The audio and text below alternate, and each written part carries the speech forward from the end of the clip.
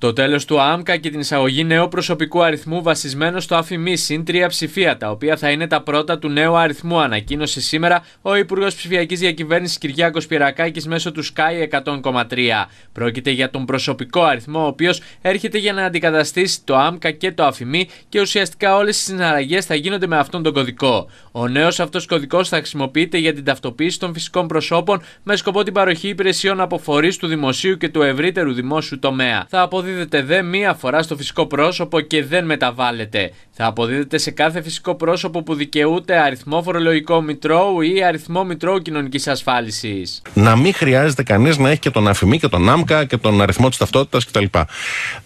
Ξέρετε τι μας καθυστέρησε σε αυτό? Ο COVID. Γιατί ενώ πολλοί δεν ξέραμε τον άμκα μας, για να αλληλεπιδράσουμε με όλα τα συστήματα του συστήματος υγείας και της κοινωνικής ασφάλισης, χρειαζόταν να θυμόμαστε τον άμκα πέραν του ΑΦΙΜΗ, που είναι συνήθως ο αριθμός που θυμόμαστε. Εκ των πραγμάτων, τώρα, ενώ αυτό το έχουμε νομοθετήσει, θα μπούμε πλέον στη φάση της εφαρμογής του. Η εφαρμογή του μέσα στο επόμενο χρονικό διάστημα, βέβαια, είναι μια πολύ πολύπλοκη διαδικασία, γιατί πλέον θα χρειάζεται να ξέρεις έναν και μόνο αριθμό, άρα όλα τα συστήματα θα πρέπει να διαβάζουν αυτόν τον αριθμό. Ναι. Αυτό, ξέρετε, μπορεί να ακούγεται εύκολο στο μπροστινό κομμάτι. Στο κομμάτι που αφορά τα συστήματα πίσω, είναι μια κατάσταση χειρουργείου. Άρα θα ξεχάσουμε τον άμκα στο μέλλον. Θα τον ξεχάσουμε. Και το ΑΦΙΜΗ μας. Και θα έχουμε το ΑΦΙΜΗ συν 3 ψηφία μπροστά από το ΑΦΙΜΗ. Αυτός θα είναι ο μοναδικός αριθμός. Μοναδικός αριθμός. Αυτή είναι μια διαδικασία που ήδη έχει δρομολογηθεί. Θα είναι και η ταυτότητά μας επί της ουσίας αυτός ο αριθμός. Θα είναι ένα κομμάτι της ταυτότητάς μας, θα πω έτσι. Η ταυτότητά μας βασικά, η ταυτοποίηση, όπως είπα και πριν στα ψηφιακά, περνάει. Η ταυτότητα θα έχει τον αριθμό της επάνω. Η ταυτότητα θα έχει τον αριθμό της επάνω, αλλά πλέον δεν θα χρησιμοποιούμε αυτόν τον αριθμό. Αυτός ο αριθμός θα γραφτεί στις νέες ταυτότητες. Ανακοίνωσαν στα Βρυξέλλες ότι προπαρασκευάζεται ένα σύστημα από ηλεκτρονικούς εγκεφάλους, το οποίο θα ασχοληθεί με τα προβλήματα που ενδιαφέρουν ολόκληρον την οικουμένη. Ολόκληρο το σύστημα είναι σύστημα αριθμών. Εδώ θα προσέξουμε, διότι αυτό θα έρθει κάποια μέρα και όσοι ακούν τούτα τα λόγια θα θυμηθούν, όπως και άλλοτε λέγαμε άλλα, τα οποία επαληθεύθησαν, τα είπαμε τότε και επαληθεύθησαν τώρα. Ασχολείται, λέγει, αυτό το σύστημα με αριθμούς. Τι σημαίνει αυτό? Κάθε άνθρωπος επάνω στη γη θα πάρει έναν αριθμό δικών του.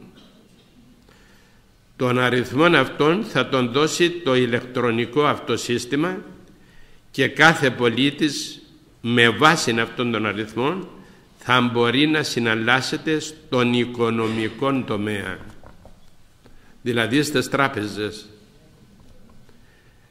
Και στις τράπεζες ποιος από εμάς δεν έχει έστω και 5, έστω και 10 δραχμές?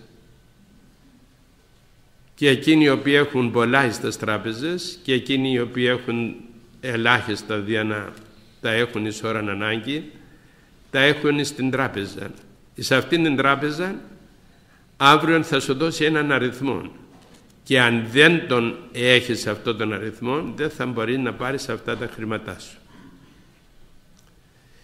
Ήδη προπαρασκευάζεται αυτό, ήδη ετοιμάζεται, είναι έτοιμο και όταν αποφασίσουν να τον δώσουν θα τον δώσουν.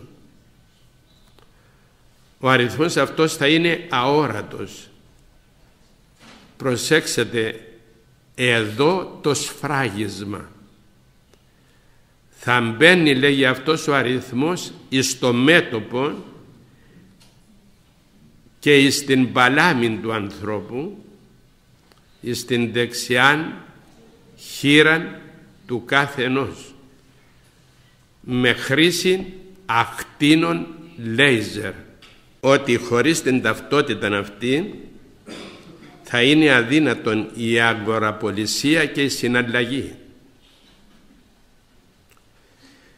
Μήπως λοιπόν βρισκόμεθα στην προφητεία του Ιωάννου του Θεολόγου στην Αποκάλυψη, η οποία λέγει τούτα τα λόγια: